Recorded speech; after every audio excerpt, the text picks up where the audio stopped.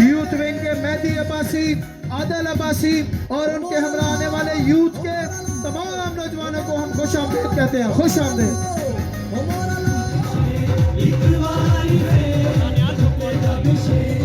जितने भी गैर मुतल्लकी बंदे हैं सारे इधर आ जाए, पंडाल में आ जाए, सब इधर आगे आगे पंडाल में आओगे तो नजर आएगा।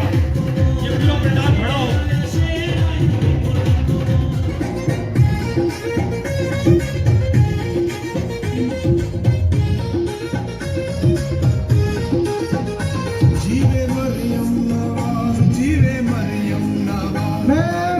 मोहतरम जनाब लियाकत जदून, फैसल जदून, आबिद अब्बासी साहब, चौधरी तारक साहब, शेख अरशद साहब और यमीन कैनी साहब, आप सबको